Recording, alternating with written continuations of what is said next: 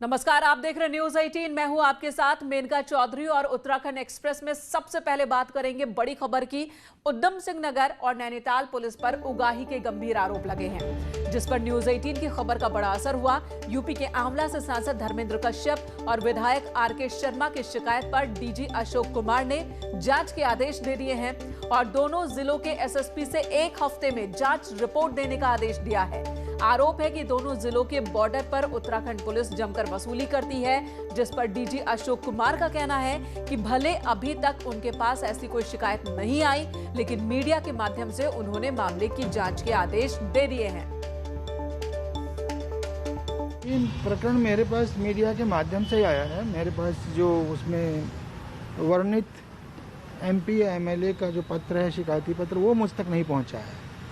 तो उसके अनुसार उन्होंने कोई अवैध वसूली की शिकायत की है लाल कुआं और उधम सिंह नगर एरिया में। तो मैंने दोनों एसएसपीज को उसे फॉरवर्ड कर दिया है और उनसे आख्या मांगी है कि क्या फैक्ट्स हैं और अगर कोई पुलिसकर्मी इन्वॉल्व होगा तो उस पर जरूर कार्रवाई की जाएगी। और इससे पहले नैनीताल और उधम सिंह नगर पुलिस पर उगाही का आरोप लगा था। यूपी के आंवला से सांसद धर्मेंद्र कश्यप ने इसकी शिकायत पीएमओ से की थी।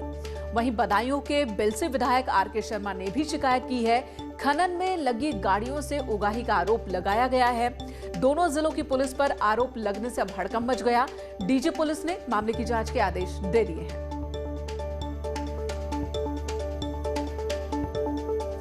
इधर वन विभाग में रिटायरमेंट से पहले मनमाफिक ट्रांसफर कर गए फॉरेस्ट चीफ जयराज के मामले में न्यूज 18 की खबर का बड़ा असर हुआ। प्रमुख सचिव वन के बाद अब वन मंत्री हरक सिंह रावत ने जयराज द्वारा किए गए सभी ट्रांसफर पर रोक लगा दी है। वन मंत्री ने ट्रांसफर सेशन शून्य होने के बावजूद किए गए इन ट्रांसफर्स की पत्रावलियां तलब की हैं। वन मंत्री का कहना है कि ऐसे सभी ट्रांसफर निरस्त किए जाएंगे। 31 अक्टूबर को रिटायर हुए जयराज अपनी विदाई से पहले करीब 1.5 दर्जन ट्रांसफर कर गए थे। इन ट्रांसफर्स को लेकर विभाग के अंदर ही कई सवाल खड़े होने लगे थे।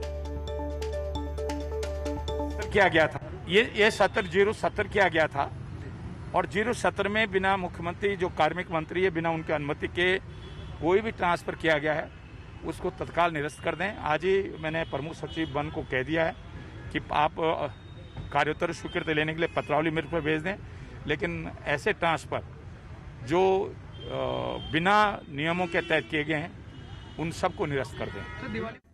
तो बड़ी कार्रवाई न्यूज 18 पर खबर दिखाए जाने के बाद उधर पूर्व मुख्यमंत्रियों के बकाया मामले में पूर्व सीएम निशंक को सुप्रीम कोर्ट से अग्रिम आदेशों तक राहत मिल गई है। निशंक के अधिवक्ता ने आज उत्तराखंड हाई कोर्ट में 26 अक्टूबर के सुप्रीम कोर्ट के आदेश को दिखाया, जिसके बाद कोर्ट में फिलहाल उन पर चल रही अवमानना की कार्रवाई में छूट दे दी गई है। हालांकि पूर्व सीएम और महाराष्ट्र के राज्यपाल भगत सिंह कोश्यारी के मामले में राज्यपाल कोश्यारी को अपना जवाब हाईकोर्ट में अभी देना है, जिस पर कोर्ट अब दीपावली के बाद सुनवाई करेगा।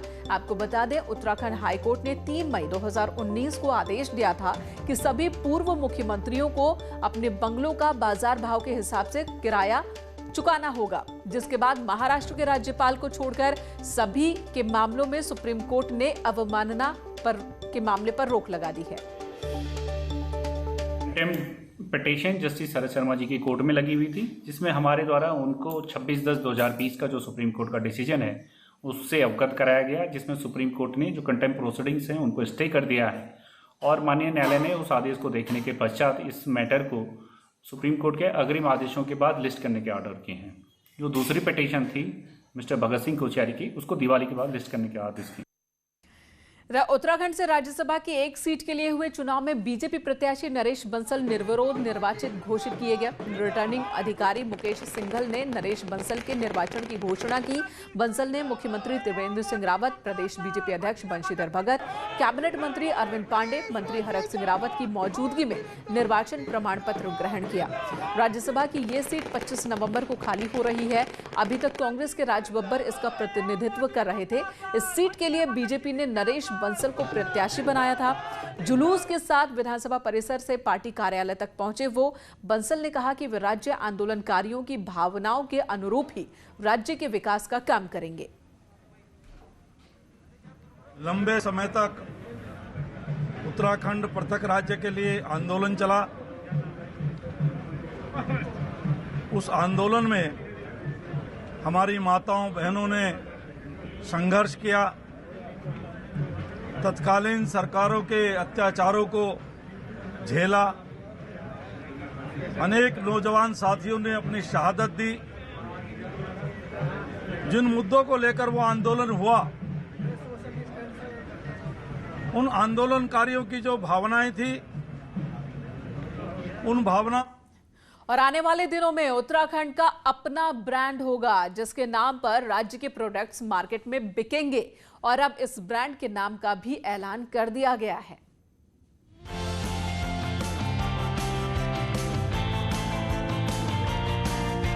बीस साल में उत्तराखंड अपने उत्पादों की कोई पहचान मार्केट में नहीं बना पाया। सेब से लेकर मंडुवे तक प्रोडक्ट्स की कोई ब्रांडिंग नहीं हुई, लेकिन आने वाले दिनों में उत्तराखंड के प्रोडक्ट्स एक खास ब्रांड नेम से बिकेंगे। सरकार ने इसका ब्रांड नेम होली हिमालय तय किया है, यानी देवभूमि की पवित्रता भी और शुद्धता भी। एक और जहां जो ग्राहक हैं, जो यहाँ के स्थानीय उत्पादों का स्वाद लेना चाहते हैं, उनको यहाँ पर सब कुछ उपलब्ध होगा।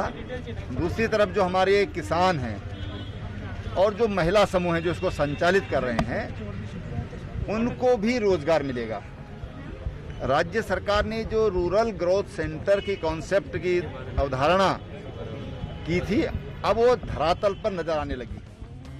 राज्य का अपना ब्रांड होगा तो खासतौर पर पहाड़ी ऑर्गेनिक प्रोडक्ट्स को नई मार्केट मिलेगी। वहीं गांव में खेती करने से लेकर पैकिंग करने वालों को सीधा फायदा होगा, वो भी उस राज्य में जहां लोकल प्रोडक्ट्स की ब्रांडिंग रोजगार का जरिया नहीं बन पाई।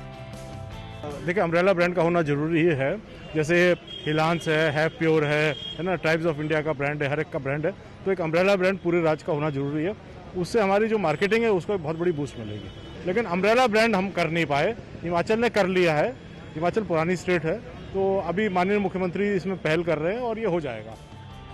राज्य के प्रोडक्ट्स को एक ब्रांड नेम देने से सरकार को बड़े बदलाव की उम्मीद है और इसी को देखते हुए सरकार ने होली हिमालय ब्रांड नेम से काम तेज कर दिया है और जल्द ही ये नाम आपको मार्केट में भी नजर आएगा। दीपांकर भट्ट, न्यूज़ 18, देहरादून। तो देवभूमि की पवित्रता भी और हिमालय की शुद्धता भी। इधर देहरादून से खबर, कर्मकार कल्याण बोर्ड में सचिव की नियुक्ति हो गई है। पीसीएस अधिकारी दीप्ति सिंह को बोर्ड का सचिव बनाया गया। दीप्ति सिंह अभी हल्द्वानी में श्रम आयुक्त हैं। दीप्ति सिंह को सचिव का अतिरिक्त कार्यभार दिया गया है। अपर मुख्य सचिव राधा रतूड़ी ने यह आदेश जारी किया। कर्मकार कल्याण बोर्ड से सचिव दमयंती रावत को हटाने के बाद अब पीसीएस दीप्ति सिंह को बतौर सचिव नियुक्त कर दिया गया, जिसके बाद श्रम मंत्री हरक सिंह रावत की नाराजगी बढ़ गई है। मंत्री का कहना है कि पहले तो सचिव दमयंती रावत को गलत तरीके से हटाया गया। दमयंती रावत बोर्ड के प्रस्ताव से सचिव बनी थी। बोर्ड मीटिंग के जरिए ही उन्हें हटाया जा सकता था। अब दीप्ति सिंह की नियुक्ति के लिए भी श्रम मंत्री होते हुए उनसे अनुमोदन तक नहीं लिया गया, तो इस वजह से हरक सिंह रावत की नाराजगी और बढ़ गई है। अपर मुख्य कार्याधिकारी की नियुक्ति उनके बोर्ड में प्रस्ताव के द्वारा मैं अध्यक्ष था। मेरे अनुमोदन के बाद मेंबर सेक्रेटरी चुग जी थे। चुग जी के दस्तखत के बाद उनकी नियुक्ति अपर मुख्य कार्याधिकारी के रूप में हुई थी। मैंने माननीय मुख्यमंत्री से भी कहा है कि किसी की नियुक्ति जिस प्रक्रिया के तहत होती है, उसी प्रक्रिया के तहत उसकी नियुक्ति निरस्त हो सकती है। इधर राज्य की बीजेपी सरकार को 3.5 साल से ज्यादा का वक्त हो चुका है और अब चुनाव नजदीक आते ही कांग्रेस छोड़कर बीजेपी में आए नेताओं की बेचैनी बढ़ गई है और हालिया बयान इसकी तस्दीक भी कर रहे हैं। राज्य में चुनाव नजदीक आते ही नेताओं की बेचैनी अब अनुशासन की रेखा को लांघने लगी है। पिछले 2 महीने में पहले बिशन सिंह चौफाल ने तेवर दिखाए तो फिर विधायक पूरन फर्त्याल सामने आए, लेकिन इसके बाद कांग्रेस से बीजेपी में गए नेताओं में पहले रेखा आर्य ने सचिव के खिलाफ मोर्चा खोल दिया, तो फिर हरक सिंह ने ऐलान ही कर दिया कि राजनीति में कोई दोस्त नहीं, कोई दुश्मन नहीं। ऐसे में चुनाव से पहले कांग्रेस का कहना है कि बीजेपी का सेफ्टी वॉल कभी भी ब्लास्ट हो सकता है। सामान्य स्थितियां लगती हैं ऊपर से, लेकिन अंदर बहुत ज्यादा अंतर विरोध है, बहुत ज्यादा तनाव है और मैं समझता हूं कि किसी ना किसी दिन ये विस्फोटक रूप लेगा और भारतीय जनता पार्टी अपने अनुशासन के लिए डंडा चलाती रहती है। उसकी डर की वजह से लोग खुलेआम नहीं बोलते। ये तो जबरदस्ती की बात है। माना कोई विषय है, माना तो इसका मतलब ये थोड़ी कि कोई पार्टी बदल रहा है या वो कर रहा है। सूत्रों की माने तो बीजेपी संगठन में सब कुछ असामान्य तो नहीं है, लेकिन सामान्य भी नहीं। यही वजह है कि पार्टी के मुखिया बंशीधर भगत सभी को चेता रहे हैं कि अपना घर अपना ही होता है, पार्टियां बदलकर कुछ नहीं मिलने वाला। मैंने अपने कार्यकर्ताओं को कहा कि एक स्थान पर रहने से आदमी का सम्मान बनता है। वो आप लोगों ने किस तरह से लिखा उसका मैं नहीं जानता, लेकिन मैंने जो बोला है, अपना उदाहरण देते हुए मैंने बोला, मैं खेतों में काम कर रहा था, मैं वहां से आके आज प्रदेश अध्यक्ष बना हूं। इसलिए बना हूं कि किसी भी स्थान पर किसी भी परिस्थितियों में मैं भारतीय जनता पार्टी के साथ खड़ा था, कहीं व्यक्ति के साथ खड़ा नहीं हुआ। ये सियासत है, न कोई दुश्मन न कोई दोस्त। चुनाव नजदीक है, ऊंट कब कहां किस करवट बैठेगा कहा नहीं जा सकता। सुनील नवप्रभात, न्यूज़ 18, देहरादून। इधर कैबिनेट मंत्री सतपाल महाराज आज टिहरी पहुंचे और 4 करोड़ 35 लाख की योजनाओं का शिलान्यास किया, लोकार्पण किया। महाराज ने कहा, उत्तराखंड में पर्यटन को बढ़ावा देने के लिए महाभारत और रामायण सर्किट बनाया जाएगा, जिससे धार्मिक पर्यटन को बढ़ावा मिलेगा। वहीं टिहरी डैम की झील से प्रभावित 415 परिवारों के विस्थापन के मामले में केंद्र को उन्होंने पत्र लिखा और जल्द ही विधायकों के साथ केंद्रीय मंत्री से मुलाकात की बात कही। पांडव यहाँ नाचते भी हैं, तो हम चाहते हैं कि एक बृहद महाभारत सर्किट बनाया जाए, जिसमें जहाँ जहाँ से महाभारत, जहाँ जहाँ से पांडव लोग गुजरे, वो सब स्थान अंकित किया जाए, उसकी कथा जो है पूरी लिखी जाए, और वो जो जाने वाले लोग हैं वो उस जगह से जाएं, यात्रा करें। तो ये हमारा पूरा है, और पूरा पांडव ने क्या क्या किया, कहाँ कहाँ गए, कहाँ से कुंती जो थी शरीर स्वर्ग को चली गई। इधर 3 तलाक मामले में सुप्रीम कोर्ट का दरवाजा खटखटाने वाली सायरा बानो ने आज राज्य महिला आयोग में उपाध्यक्ष का पद संभाल लिया। राज्य महिला आयोग की अध्यक्ष विजया बर्थवाल ने सायरा बानो की ज्वाइनिंग कराई। राज्य महिला आयोग में उपाध्यक्ष पद पर काबिज होने वाली सायरा बानो पहली मुस्लिम महिला हैं। उनका कहना है कि वो मुस्लिम महिलाओं की आवाज को उठाती रहेंगी, उनकी हक की लड़ाई लड़ती रहेंगी। इधर सरकार के आदेश के बाद आज से राज्य में 10वीं और 12वीं के छात्रों के लिए स्कूल खुल गए हैं। स्कूलों में बच्चों को सोशल डिस्टेंसिंग के साथ बैठाया गया। सरकारी स्कूल में 20 से 30% तक पेरेंट्स ने अपने बच्चों को स्कूल भेजा। इस दौरान स्कूल में सैनिटाइजेशन, मास्क और सोशल डिस्टेंसिंग जैसे नियमों का पालन किया गया।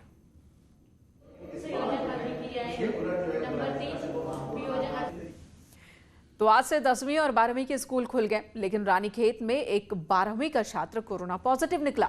मिशन इंटर कॉलेज का छात्र कोरोना पॉजिटिव निकला, जिसके बाद रानीखेत क्षेत्र में हड़कंप मच गया। पहले ही दिन छात्र कोरोना पॉजिटिव निकला, जिसकी वजह से कई पेरेंट्स में इस बात को लेकर चिंता बढ़ गई है कि दावे जरूर किए जा रहे हैं, लेकिन अगर बच्चों के बीच कोई कोरोना पॉजिटिव बच्चा पहुंचता है, कोई स्टूडेंट पहुंचता है, तो ये खतरा दूसरे स्टूडेंट्स तक पहुंचेगा। ये टेंशन एक बार फिर परिजनों के बीच। चलिए अब आपको आज का कोरोना अपडेट बता देते हैं। आज राज्य में कोरोना के कुल जो मामले आए हैं वो 331 नए केस आए, जिसके बाद केसेस की संख्या बढ़कर 63,000 के पार पहुंच गई। पिछले 24 घंटे में 2 मरीजों की जान कोरोना की वजह से गई। राज्य में अब कोविड से रिकवरी रेट 92.51% पहुंच गया है। ये एक राहत वाली बात है।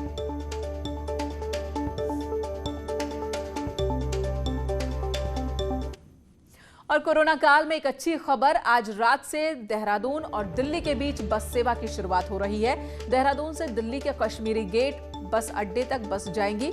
दिल्ली के लिए बस सेवा शुरू करने की मंजूरी मिल गई। 50% बस संचालन की ये मंजूरी मिली है। सभी एजीएम को व्यवस्था करने के निर्देश भी दिए गए हैं। उधर अल्मोड़ा से बड़ी खबर, यहां पर बगवाली पोखर के पास उदयपुर क्षेत्र में एक महिला की दर्दनाक हत्या कर दी गई। महिला के पति ने ही पीट कर उसकी हत्या की है। मामला राजस्व क्षेत्र का है और कई घंटे बाद पुलिस मौके पर पहुंची।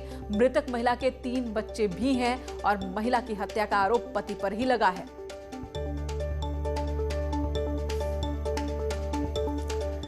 उधर उत्तरकाशी के जंगलों में आग लग गई। अब भी इस आग पर काबू नहीं पाया जा सका है। यहां जंगलों में आग ने भयानक तांडव मचाया। करीब 25 से ज्यादा आग लगने वाली घटनाओं से कई हेक्टेयर जंगल खाक हो चुका है। आलम यह है कि आग जंगलों से होते हुए रिहायशी इलाकों तक पहुंच चुकी है। साथ ही जिला मुख्यालय उत्तरकाशी से लेकर भटवाड़ी, जोशियाड़ा के इलाकों में भी धुएं का गुबार देखने को मिल रहा है। जिले में बढ़ती आग की घटनाओं को लेकर आज डीएम ने एक मीटिंग बुलाई और कार्रवाई के निर्देश दिए। कहा कि जो आग लगाते पकड़ा गया तो उस पर केस दर्ज किया जाएगा।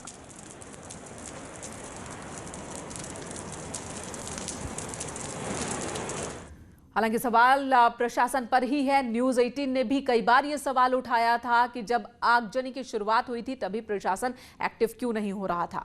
इधर उधम सिंह नगर के बाजपुर में फर्जी दस्तावेज बनाकर सरकार को चूना लगाने वाले शख्स को पुलिस ने गिरफ्तार किया है। आरोपी के पास से दर्जनों फर्जी रॉयल्टी समेत अन्य फर्जी दस्तावेज बरामद किए गए। यहां सुल्तानपुर पट्टी चौकी पुलिस को मुखबिर ने सूचना दी थी कि ग्राम जगन्नाथपुर स्थित एक सीएससी सेंटर में फर्जी रॉयल्टी और दूसरे दस्तावेज बनाकर सरकार को चूना लगाने का काम चल रहा है। मुखबिर की सूचना पर ही सीओ दीपशिखा अग्रवाल के नेतृत्व में पुलिस की एक टीम सीएससी सेंटर पहुंची। छापेमारी की गई और इस दौरान पुलिस ने सीएससी सेंटर से भारी मात्रा में फर्जी दस्तावेज बरामद किए और एक आरोपी को गिरफ्तार भी किया है। आत्मनिर्भर भारत की ओर कदम बढ़ाते हुए देहरादून में ऑर्डिनेंस फैक्ट्री ने आज 2 प्रोडक्ट लॉन्च किए, जिसमें एक असॉल्ट राइफल के लिए जबकि दूसरा 125 mm gun battle tank alignment में इस्तेमाल किया जा सकेगा। इनका इस्तेमाल शार्प शूटिंग के लिए काफी मददगार होगा। हमारे सैनिक अपने निशानों को अच्छी तरह से हासिल कर सकेंगे, निशाना लगा सकेंगे। 4 गुना क्षमता वाले मजर बोर को अभी तक रशिया, इजराइल जैसे देशों से ही सेना खरीदती आई है, लेकिन अब भारत में इसे 20% कम लागत पर खरीदा जा सकेगा, जिसके लिए टेक्निकल बिड लग चुकी है, जबकि फाइनेंशियल बिड लगना अभी बाकी है। और अब बात एक प्यारी सी पिक्चर की, जिसे उत्तराखंड पुलिस ने अपने ट्विटर हैंडल से पोस्ट किया है। दरअसल सुरक्षा का संदेश देती ये पिक्चर देहरादून के गांधी रोड की है। बाइक राइडर ने खुद तो हेलमेट पहना ही, साथ ही अपने प्यारी डॉग को भी हेलमेट पहनाया, जो पिछली सीट पर अपने मालिक के साथ बाइक पर शान से बैठा है। और इसी तस्वीर के साथ एक ब्रेक के लिए रुकेंगे, तुरंत लौटेंगे। आप बने रहे हमारे साथ।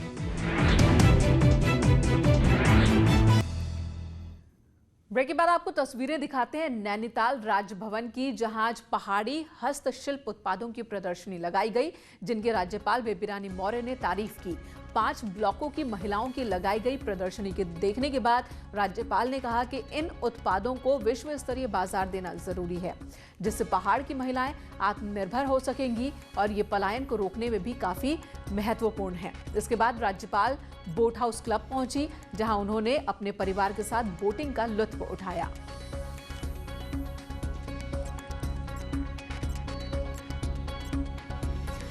पहाड़ों में मौसम विभाग की भविष्यवाणी सटीक साबित होने लगी है। यहां ऊंचाई वाले इलाकों में न सिर्फ मौसम में बदलाव आने लगा है, बल्कि ठंड में भी इजाफा देखने को मिल रहा है।